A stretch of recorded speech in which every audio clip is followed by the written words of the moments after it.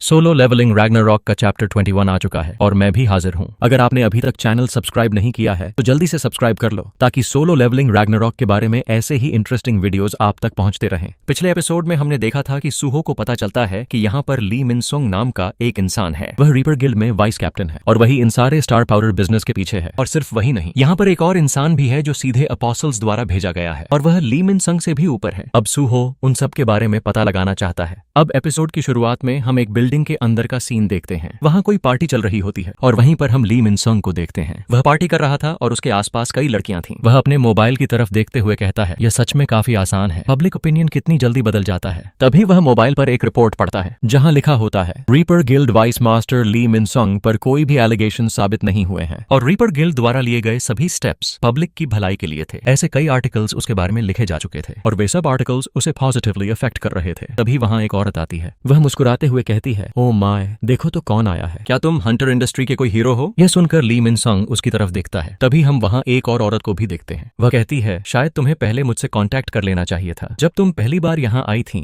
फिर वह पास आकर बाकी लड़कियों को वहां से जाने के लिए कहती है। यह देखकर ली मिनसंग कहता है, तुम्हें क्या लगता है हर एक चीज तुम्हें बताना जरूरी है? यह सुनकर वह औरत कहती है, कम ऑन, तुम जानते हो मैंने वह सब वैसे नहीं कहा था। लेकिन मन ही मन सोचती है, क्या हॉरिबल पर्सनैलिटी है, सोने का चम्मच मुंह में लेकर पैदा हुआ है और ऊपर से एक कोरियन सुपरस्टार भी था अपने यूथ में। यह कहना गलत नहीं होगा कि इन सब वजहों से इसका अहंकार आसमान छू चुका है। इसके बाद वह खतरनाक घटना, वह कैटेक्लिस्मिक शैडो पहले ही हो चुका था। तब यह खबर चारों तरफ फैल गई थी। सुपरस्टार सेलिब्रिटी ली मिनसंग रीअवेकन हो चुका है और वह एक ए रैंक हंटर बन चुका है। यह खबर पूरे देश में एक पब्लिक सेंसेशन बन गई थी। लेकिन उससे भी ज्यादा एक और चीज थी और वह थी उसकी पर्सनल ड्राइवर। वह उन गिने चुने हंटर्स में से थी जो बहुत कम होते हैं क्योंकि वह एक एस रैंक हंटर थी। और जैसा कि लग रहा था, यह खबर साउथ कोरिया में एक नेशनल हेडलाइन बन चुकी थी। अब जो स्पॉटलाइट ली मिनसंग पर हुआ करती थी वह हटकर उसकी ड्राइवर पर आ चुकी थी। वह पावर डायनामिक शायद कभी बदलना नहीं चाहिए था, लेकिन एक दिन वह पूरी तरह बदल गया। पता नहीं किस कारण से ली मिनसंग ने अपनी ही ड्राइवर लिम दा गू को अपनी बनाई हुई गिल्ड में शामिल कर लिया। यह सब याद करने के बाद वह औरत कहती है, ठीक है, अब बिजनेस की बात करते हैं। ली मिनसंग पूछता है, किस तरह का बिजनेस? वह उसके कान के पास आकर धीरे से कहती है, स्टॉप प्लेइंग डम, तुम जानते हो मैं स्टार पाउडर की बात कर रही हूँ। फिर वह पूछती है, क्या यह पॉसिबल है कि मैं एक साथ काफी सारा बाय कर सकूं? यह सुनकर ली मिनसंग अपना ग्लास नीचे रखता है और थोड़ा गुस्से में कहता है, क्या तुमने सुना नहीं, मैं अपने एक डिस्ट्रीब्यूटर को खो चुका हूँ और एक फैक्ट्री भी। अब मेरे पास कोई रास्ता नहीं है कि मैं तुम्हारी इतनी बड़ी डिमांड पूरी कर सकूं। यह सुनकर वह औरत हल्का सा हंसती है और कहती है, ऐसा तो कुछ भी नहीं जो वाइस गिल्ड मास्टर ली मिनसंग न कर सके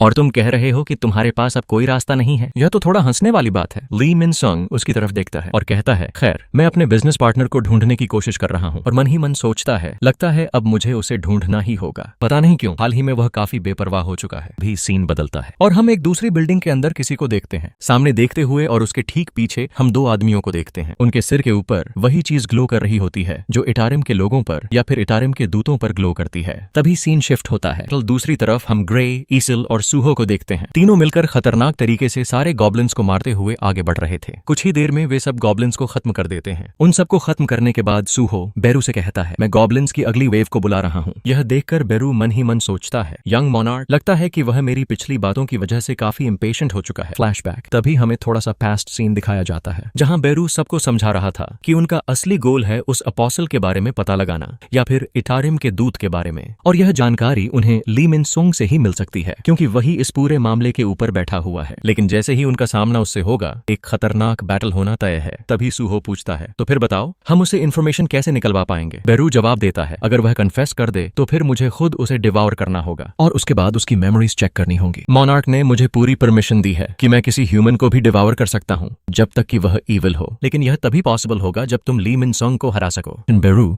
आगे कहता है, जब हम हंटर एसोसिएशन गए थे तब मैंने कई हंटर्स को देखा था। उनके रैंक्स को देखने के बाद और तुम्हारी ताकत को समझने के बाद अभी के लेवल पर तुम एक सी रैंक हंटर हो। यह सुनकर सूहो को थोड़ा अजीब लगता है। फिर बेरू कहता है, ग्रे भी सी रैंक हंटर है और एसिल भी सी रैंक हंटर है। यह सुनकर एसिल मन ही मन सोचती है, काश मेरे पास मेरी असली पावर्स होती। बेरू आगे कहता है, यंग मोनार्क, अगर आप ग्रे के साथ भी अपनी ताकत को जोड़ लें तो भी मुश्किल से आप बी रैंक हंटर के बराबर बनेंगे। और आप लोगों को पता है, सेम रैंक के अंदर भी काफी डिफरेंसेस होते हैं। अभी हमारे पास इतनी ताकत नहीं है कि हम ए रैंक हंटर ली मिनसंग को हरा सकें। तभी एसिल पूछती है, बेरू आपकी रैंक क्या है? बेरू जवाब देता है, मैं हूं मार्शल। तभी एसिल कहती है, क्या? लेकिन यहां तो तुम्हारी रैंक प्राइवेट या सीक्रेट दिखा रही है। यह सुनकर बेरू को गुस्सा आ जाता है और वह कहता है, मैं तुम्हें फाड़ कर रख दूंगा। ये सब बातें सुनने के बाद हम सूहो को थोड़ा उदास देखते हैं। तभी सीन शिफ्ट होता है। हम देखते हैं कि सूहो ने अपने सारे डेली क्वेस्ट्स कंप्लीट कर लिए हैं। उसे कई रिवॉर्ड्स भी मिले हैं, लेकिन फिर भी वह खुश नहीं है। वह सोचता है, इन रिवॉर्ड्स से भी मैं खुश क्यों नहीं हूं? उन अब काउंट्स इतनी तेजी से इंक्रीज नहीं हो रहे हैं, जबकि मैंने कहने से भी ज्यादा गॉब्लिन्स मारे हैं। फिर वह सोचता है, शायद हाइड एंड रेड जैसे एनिमीज सिर्फ एक बार ही आते हैं। तभी सूहो एक रैंडम लूट बॉक्स खोलता है। उसके अंदर से एक रिंग निकलती है, जिसका नाम था एन रिंग। यह रिंग उसकी सेंसेस को पल 5 पॉइंट्स बढ़ा देती है, लेकिन इससे भी उसे उतनी ताकत महसूस नहीं होती। यह देखकर वह सूहो सोचता है, इवन अभी भी मेरे पास इतना ज्यादा ताकत नहीं है। या फिर यह कोई सिचुएशन चेंज नहीं करता। अब तो काफी दिन हो चुके हैं मैं ऐसे गॉब्लिन्स को मार रहा हूं, पर मेरे लेवल्स अब इंक्रीज नहीं हो रहे हैं। अब मैं और ज्यादा फास्ट ग्रो करना चाहता हूं, पर यहां बहुत कम रास्ते हैं। अब मेरे पास सिर्फ एक ही रास्ता है, डंजन के अंदर जाना होगा और उसके बाद कोई मैजिक बीस्ट को डिफीट करना होगा, अगर मुझे सच में लेवल अप करना है। होम बेस सीन शिफ्ट होता है। वह घर आ चुका है, अपने स्टैट्स और सब कुछ चेक करता है, न्यूज देखता है, पर वहां उसके लिए कोई एक्स्ट्रा काम नहीं था, सिवाय माइनिंग और हॉलिंग टीम के। यह देखकर वह बेरू से कहता है, जैसा मैंने सोचा था, कोई ऐसा स्ट्राइक स्क्वाड नहीं है जो मेरे जैसे ई रैंक हंटर को चाहता हो अपने कामों के लिए। यहां तक कि हंटर एसोसिएशन ने भी कह दिया है, कोई भी हंटर बिना परमिशन अंदर नहीं जा सकता। बेरू कहता है, क्यों ना तुम अपना रीएवैल्यूएशन कराओ? सूहो जवाब देता है, नहीं, अगर मैं फिर से रीबॉर्न हो जाऊंगा, मेरे बारे में सारे आर्टिकल्स हंटर एसोसिएशन के हेडलाइंस में होंगे, होम पेज में लिखा जाएगा, तो फिर मुझे यह सब अवॉइड करना होगा, क्योंकि अब तरीम के दूत इसी पृथ्वी पर हैं। तो मैं भी अपनी आइडेंटिटी छुपाना चाहता हूं, खासकर जब मैं ली मिन संग को हरा नहीं सकता। आपो स्टाइल तो छोड़ ही दो। यह सुनकर बेरू कहता है, अगर अपो स्टाइल के बारे में ही सोच रहे हो तो अभी तुम्हें चिंता करने की कोई जरूरत नहीं है। अगर वे पहले यहां आए हैं तो मैं प्रिडिक्ट कर सकता हूं, वे अभी के लिए उतने पावरफुल नहीं होंगे, क्योंकि वे भी मेरे जैसे डायमेंशन ट्रैवल करके आए हैं। सूहो पूछता है, डायमेंशन ट्रैवल? बेरू जवाब देता है, हाँ, डायमेंशन ट्रैवल करने के लिए तुमको स्पेस से बहुत दूर गुजरना पड़ता है, और वहां एक चीज है जिसका नाम है डायमेंशन रिफ्ट, और सबसे पहले उसे क्रॉस करना होगा। हालांकि इस डायमेंशन रिफ्ट की वॉल्स काफी नैरो होती हैं और उनके अंदर ऐसे प्रॉपर्टीज हैं जो माना के साथ क्लैश करती हैं। अगर तुम फोर्सफुली एक्सपैंड करने की कोशिश करोगे तो यह फिर से रिट्रैक्ट कर जाएगी, और जितना ज्यादा बीइंग स्ट्रांग होगा उतना ज्यादा चैलेंज आएगा। जिसके पास जितना ज्यादा माना होगा उसे डायमेंशन रिफ्ट से ट्रैवल करने में उतना ही समय लगेगा, और उसे आने के लिए उतनी ही ताकत की जरूरत होगी। इसलिए जिनके पास इतनी फास्ट आर्मी है, इतनी बड़ी आर्मीज हैं जो आउटर स्पेस में फाइट कर रही हैं, वे इस गैलेक्सी में आसानी से आ नहीं पा रही हैं।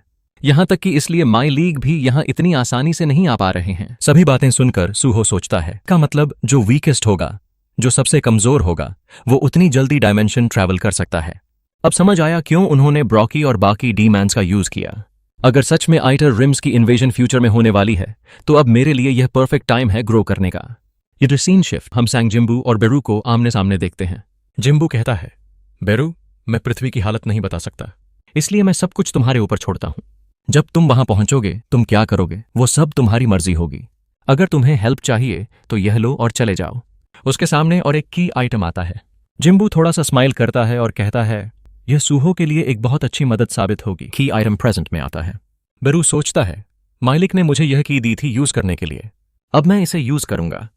तभी सूहो चिल्लाता है, बेरू! इम्बा मोबाइल बाहर निकालते हुए कहता है, अरे, इस बारे में मैंने पहले क्यों नहीं सोचा। मैं जब सीक्रेट गेट में एंटर कर सकता हूं, वो भी बिना कोई रूल्स तोड़े हुए, यह तो परफेक्ट है। अरे यार, मैं भी सब कुछ मेरे पास होते हुए भी। हॉन सीन शिफ्ट, बिल्डिंग, हम एक बिल्डिंग में देखते हैं। सूहो बैठा हुआ है। तभी आवाज आती है, बहुत दिन हो चुके हैं सूहो, तुम्हारे अवेकन होने के बाद यह पहली बार है जब हम मिल रहे हैं। मैं सोच ही रहा था कि तुम मुझसे मिलने आ रहे हो, वो भी अचानक, और मैं नहीं जानता कि तुम मेरे लिए क्या लेकर आए हो, पर मुझे पता नहीं था कि तुम मेरे लिए एक बिजनेस प्रपोजल लाओगे। तुम सच में काफी बड़े हो चुके हो। सूहो पूछता है, सूहो? वो कहता है, हाँ, मैं तुम्हारे लिए एक बहुत अच्छा ऑफर ले आया हूं जो तुम रिफ्यूज नहीं कर सकते। बेरू को देखकर वह सोचता है, एज एक्सपेक्टेड, वह उस बंदे के पास पहुंच चुका है जिसके बारे में खुद माई लीग ने मेंशन किया था। हम देखते हैं वहां कोई और नहीं बल्कि यो जिन हो, प्रेसिडेंट ऑफ अजून सॉफ्टवेयर, टैबलेट हाथ में लेकर कहता है, तो तुम चाहते हो कि तुम्हारे अंकल तुम्हें इनफ सपोर्ट करें ताकि तुम एक गेट तक जा सको? काफी अच्छा है। यह कह के वह स्माइल करने लगता है। अब हम देखते हैं कि यो जिन हो कैसे मदद करेगा। अगर आपने सोलो लेवलिंग देखा है तो आपको पता है कि उसने बाद में अपने पिता से अलग होकर एक सॉफ्टवेयर कंपनी बनाई थी। अब यह देखना बाकी है कि वह कैसे सूहो को सपोर्ट करेगा। अगर आप यह सब देखना चाहते हैं सब्सक्राइब कर लो। वीडियो पसंद आए तो लाइक करो, शेयर करो। Thank you so much. Stay tuned.